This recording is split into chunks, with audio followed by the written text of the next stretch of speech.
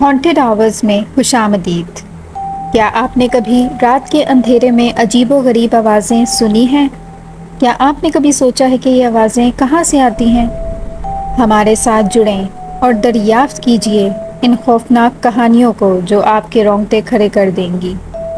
یہاں ہر رات ایک نئی خوفناک داستان آپ کا انتظار کر رہی ہے، تو لائٹ بند کریں، کمرے کا دروازہ لاک کریں اور تیار ہو جائیں ان ڈراؤنی کہانیوں کے لیے جو آپ کو رات بھر جاگنے پر مجبور کر دیں گی۔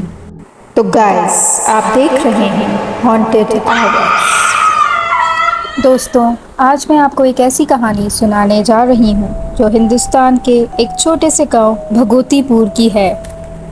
بھگوتی پور انڈیا کے شہر ہریانہ میں واقع ہے، تقریباً روہتاک ڈسٹرکٹ سے 10 کلومیٹر کے فاصلے پر ہے۔ یہ ایک چھوٹا سا گاؤں ہے جس میں لگ بھگ 3500 to 4000 پیپل ہی بس رہتے ہیں۔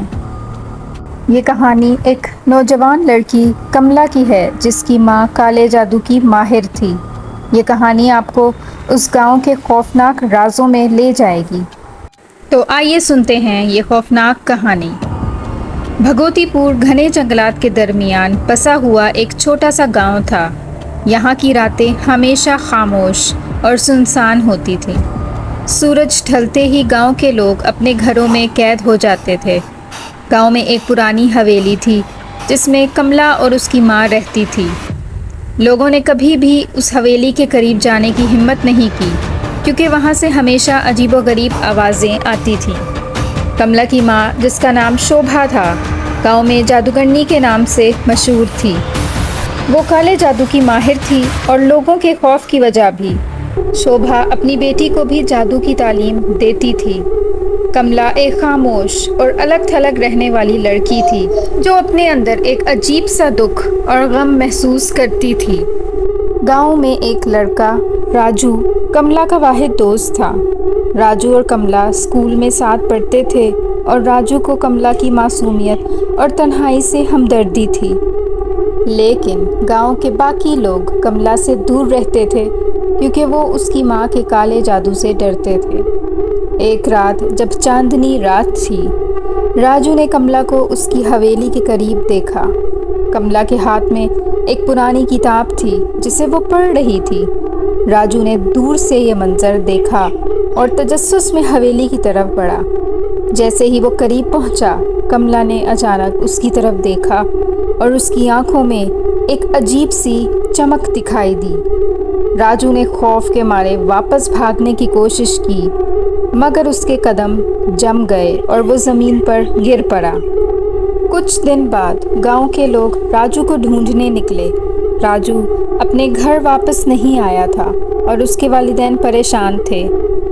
گاؤں والوں نے جنگل میں اس کی تلاش شروع کی اور آخرکار کملا کی حویلی کے قریب راجو کی لاش ملی۔ اس کا چہرہ خوف سے سفید ہو چکا تھا اور اس کی آنکھیں کھلی تھیں جیسے اس نے کوئی خوفناک چیز دیکھی ہو۔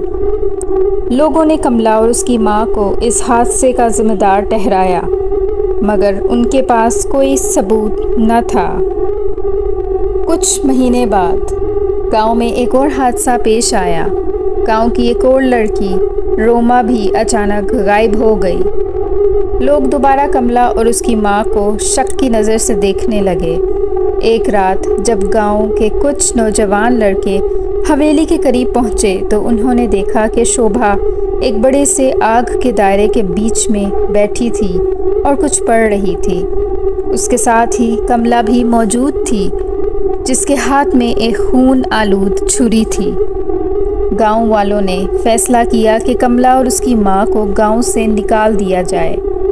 انہوں نے حویلی کو آگ لگا دی مگر جب وہ اندر پہنچے تو وہاں کوئی نہ تھا، صرف ایک خط ملا جس میں لکھا تھا، ہمیں جو کرنا تھا وہ ہم نے کر دیا، اب ہم تمہارے ساتھ نہیں رہیں گے مگر ہماری روحیں ہمیشہ یہاں موجود رہیں گی، ہماری آتمائیں تمہیں ہر وقت ستائیں گی۔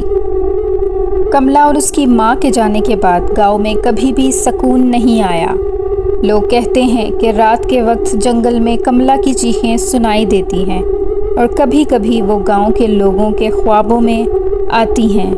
گاؤں کے لوگ آج بھی خوفزدہ ہیں اور اس پرانی حویلی کے قریب جانے سے گریز کرتے ہیں۔ گاؤں والوں کی جانب سے حویلی کو جلانے کے بعد انہوں نے سوچا کہ آخر کار انہوں نے کملا اور اس کی ماں سے نجات حاصل کر لی ہے، لیکن انہیں بہت کم ہی معلوم تھا ماں بیٹی کی جوڑی نے اپنی آستین میں ایک آخری چال چلی تھی۔ جیسے ہی گاؤں والوں نے اپنی جیت کا جشن منایا، عجیب و غریب باتیں ہونے لگی۔ اوزار غائب ہو جائیں گے، کھانا غائب ہو جاتا اور حویلی کے کھنڈرات سے عجیب سی آوازیں سنائی دیتی تھیں۔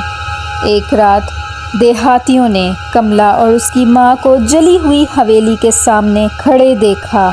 کملا اور اس کی ماں کی آنکھیں غصے سے چمک رہی تھیں اور ان کا پورا جسم آگ سے جھلسا ہوا تھا۔ دیہاتیوں نے بھاگنے کی کوشش کی، لیکن ان کے پاؤں بھاری محسوس ہوئے، جیسے ایک جگہ پر جڑ گئے ہوں۔ کملا اور اس کی ماں نے نعرہ لگانا شروع کر دیا۔ ان کی آوازیں ایک خوفناک تال میں بلند ہوتی گئیں۔ ایک ایک کر کے گاؤں والے زمین پر گر گئے۔ ان کی لاشیں غیر فطری حالت میں بکھر رہی تھیں۔ کملا اور اس کی ماں موت اور تباہی کی پگڈنڈی چھوڑ کر پتلی ہوا میں غائب ہو گئیں۔ اگلی صبح گاؤں والے بیدار ہوئے اور اپنے دوستوں اور خاندان کے افراد کو مردہ پایا۔ ان کی لاشیں عجیب و غریب حالتوں میں بٹی ہوئی تھی۔ گاؤں والوں کو تب معلوم ہوا کہ انہوں نے کملا اور اس کی ماں کو کمتر سمجھ کر بہت بڑی غلطی کی ہے۔ اس دن سے بھگوتی پور گاؤں پہلے جیسا نہ رہا۔ گاؤں والے کملا اور اس کی ماں کے خوف میں رہتے تھے، جن کے بارے میں کہا جاتا تھا کہ وہ حویلی کے کھنڈرات کا شکار ہیں۔ جو ان کے دائرے میں آنے کی جرات کرتا ہے، اس سے بدلہ لینا جانتی ہیں۔ اور اس طرح خونی کملا کا افسانہ زندہ رہا۔ انسانی سمجھ سے بالاتر قوتوں کے ساتھ مداخلت کے خطرات کے بارے میں ایک احتیاطی کہانی ہے۔ دوستوں، یہ کہانی ہمیں یہ سکھاتی ہے کہ کبھی کبھی ماضی کے سائے ہمارے حال کو متاثر کر سکتے ہیں۔ کملا اور اس کی ماں کی کہانی ایک ریمائنڈر ہے کہ بعض اوقات خوفناک حقیقتیں ہماری سوچ سے بھی زیادہ قریب ہو سکتی ہیں۔